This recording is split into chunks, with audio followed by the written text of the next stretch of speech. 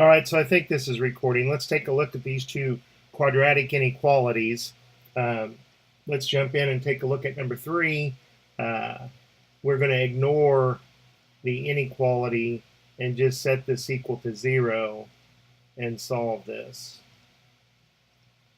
So with the leading coefficient different than 1, let's use the x method. We'll write at the bottom of the x the middle term, and at the top of the x we'll take the first term times the last term and get negative 4x squared, and two values that multiply together to give us the top value but add to give us the bottom one. Negative 4 and positive 1 do the trick. Let's put that information in the form of a table.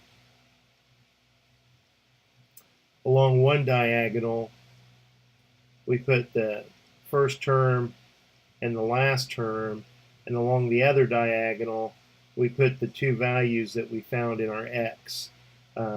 We look at this and factor this vertically and horizontally, and we see that 2x times 1x is 2x squared, that 1 times 1x is 1x, 2x times a negative 2 is negative 4x, positive 1 times a negative 2 is negative 2. So we can rewrite this trinomial as a product of two binomials by taking 2x plus 1 and multiplying that times x minus 2. So this gives us two solutions to this equation. Subtract 1 and divide by 2, and over here just add 2, and you get negative 1/2 and positive 2 as two solutions. Let's put that on a number line.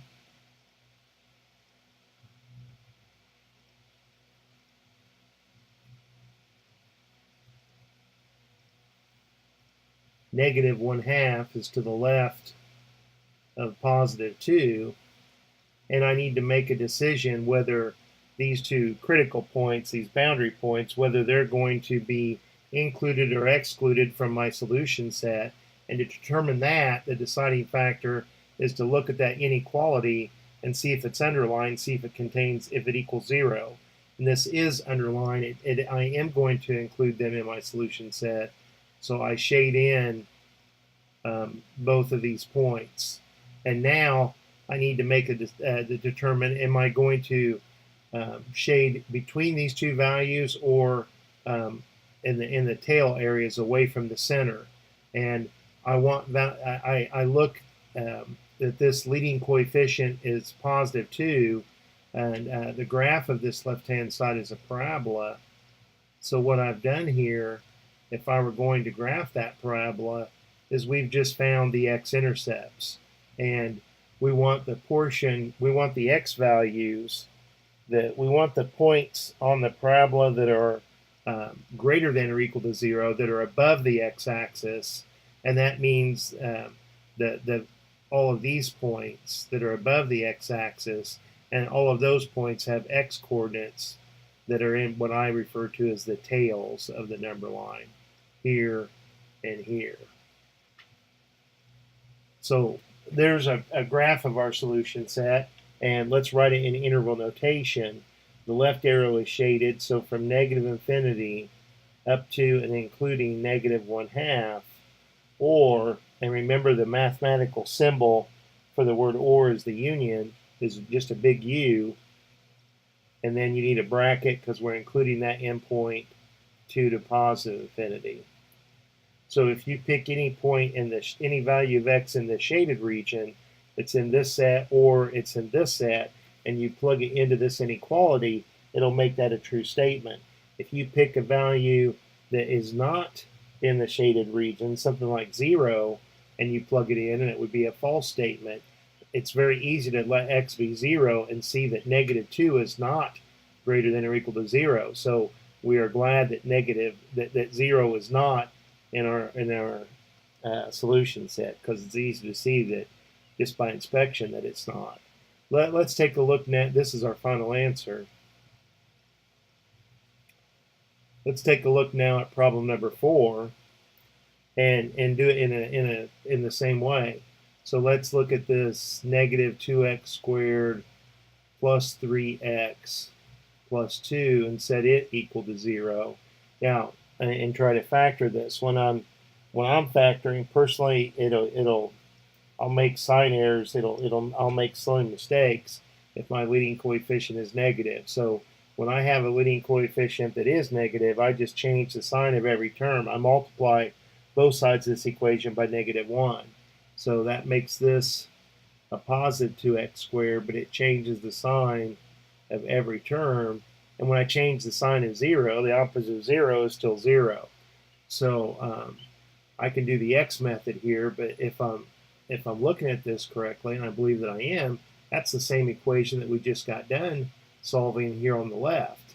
So I know that the work that I've done here in problem 3 is going to help me in problem 4, because I can easily see that this factors the 2x plus 1 times x minus 2. And that gives me solutions of -1/2 and +2, like we saw before.